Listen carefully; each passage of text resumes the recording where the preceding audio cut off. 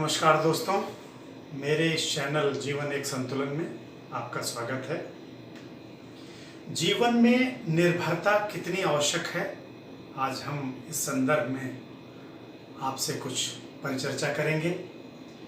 निर्भरता कायदे से सिर्फ और सिर्फ ईश्वर पर होनी चाहिए, और यदि हम ईश्वर पर पूरे भक्ति भाव से निर्भर हैं, ईश्वर को समर्पित हैं, तो निश्चित जान लीजिए कि आप जीवन में प्रतिपल निर्भय ही रह सकते हैं।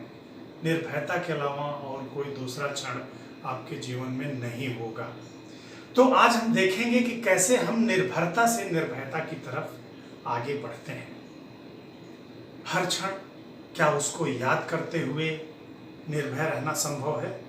शायद नहीं। निर्भरता हर समय निष्काम कर्म के साथ होती है। हम अकर्मण हो करके कभी भी ईश्वर पर निर्भर नहीं रह सकते। तो निर्भरता का दूसरा पहलू ये भी है कि हमें अपने कार्य को संपूर्ण मनोयोग के साथ अंजाम देते हुए ईश्वर पर निर्भर रहना चाहिए। बहुत पहले एक कहानी से मैं रूबरू हुआ था। आप लोगों ने भी वो कहानी सुनी होगी या पढ़ी होगी कि एक तालाब के कीचड़ में, बहुत ही गहरे कीचड़ में, दलदल में, कैसे एक गाय और एक शेर दोनों फंस गए थे। शेर चाह रहा था गाय का शिकार करना, लेकिन वो अपनी जगह से हिल नहीं पा रहा था और लगातार उस दलदल में धंसता जा रहा था। कमोबेश यही स्थिति गाय की भी थी।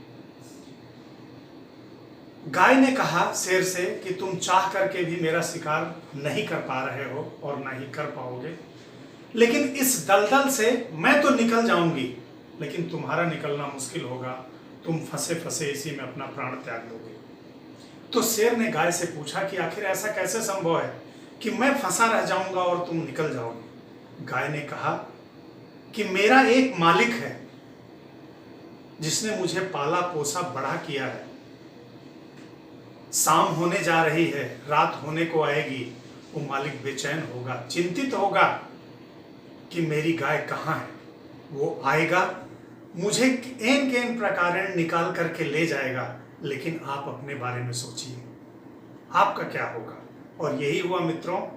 शाम ढलते ढलते उस गाय का मालिक आया और गाय को निकाल करके ले गया। ठीक यही स्थिति हम लोगों की भी है मित्रों। यदि हम पूरे मनोयोग से सारे कर्मों को अंजाम देते हुए,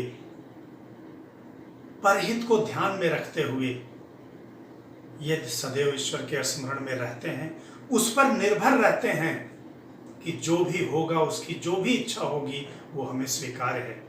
यदि अच्छाई जीवन में, अच्छे पल जीवन में, जो सुख है, जिसको हम सुख कहते हैं, सुख की अनुभूति यदि उसकी देन है, तो मेरे जीवन में दुखों, विपदाओं और विपत्तियों का आना भी बिना उसकी इच्छा के संभव नहीं हो सकता है। तो यदि हम इस मानसिक अवस्था के साथ ईश्वर को सदैव स्मरण रखते हैं, तो निश्चित जान लीजिए कि इससे बढ़कर के दूसरी पूजा कोई हो नहीं सकती। इस तरीके से हम सदैव उसके सतत स्मरण में रहते हैं और यूं कहें कि उस पर निर्भर रहते हैं। और जब हम उसके सतत स्मरण में रहते हैं, उस पर निर्भर रहते हैं, तो निश्चित जान लीजिए कि निर्भयता हर समय हमारे साथ चलती है। याद करिए, दो और उदाहरण हैं हमारे शास्त्रों में। एक उदाहरण है जब मगरमच्छ ने हाथी का पैर पकड़ लिया था और हाथी ने चाह करके भी, अपनी सारी ताकतें लगाते हुए चाह करके भी अपने पैर को उस मगरमच्छ के पकड़ से छुड़ा नहीं सकी थी। और अंत में क्या हुआ? जब उसने अपने ताकत को पूरी तरीके से लगा करके ये जान लिया कि नहीं, अब मैं अपने पैर को किसी भी हालत में इस मगरमच्छ से छुड़ा नहीं सकती हूं, तब उसने असहाय होकर के, या यूं कहें कि अपने अहं को किनारे करके ईश्वर को पुकारा। और वो पुकार संपूर्ण समर्पण थी, जिसकी वजह से ईश्वर को आना पड़ा। और उस गज और ग्राह की कथा से आप सभी परिचित हैं कि कैसे फिर ईश्वर ने उस हाथी की रक्षा की। दूसरा उदाहरण मिलता है द्रौपदी का। जिसका चीरहरण हो रहा था, उसने उस सभा में बैठे हुए एक एक व्यक्ति को सहायता के लिए पुकारा और देखती रही, लेकिन अंततः जब कहीं से भी सहायता उसे नहीं प्राप्त हुई तो उसने अपनी रक्षा के लिए दोनों हाथ ऊपर करते हुए भगवान कृष्ण को पुकारा।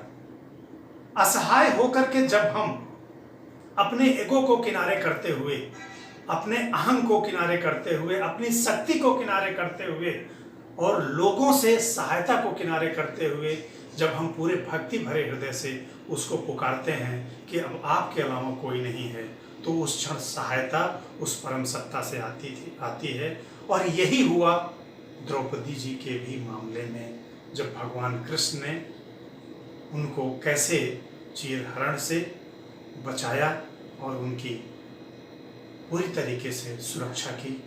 और ये भी अगर हम आप देखें तो संपूर्ण समर्पण के दो उदाहरण हैं जो हमारे शास्त्रों में निहित हैं और जो हम अक्सर देखते, सुनते और पढ़ते भी आए हैं।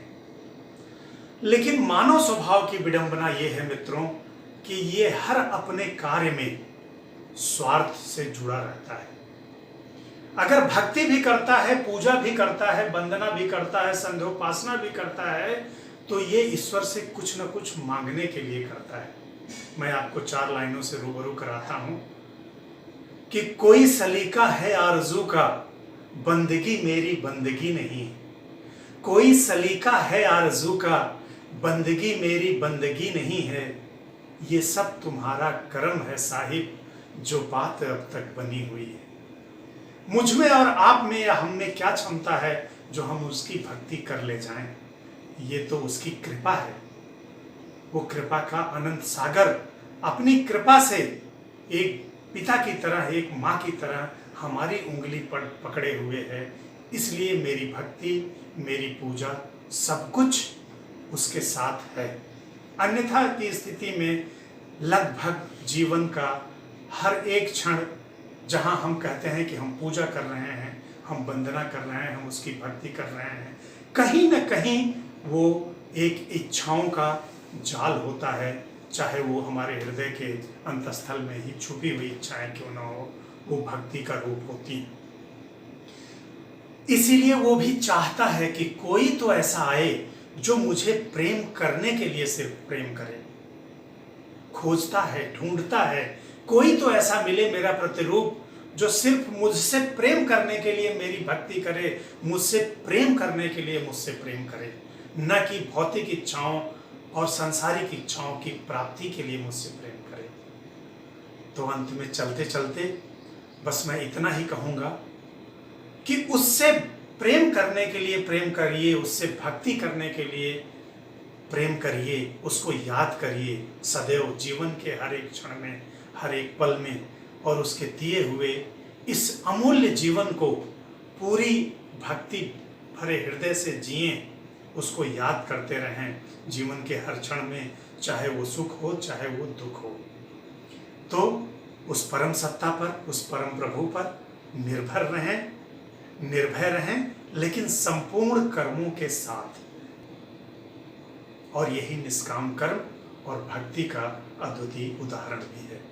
तो अब मैं आपसे विदा लेता हूं। आज के लिए बस इतना ही। बने रहिए मेरे साथ अगले वीडियो तक के लिए कुछ और आध्यात्मिक परिचर्चा के साथ। नमस्कार, धन्यवाद।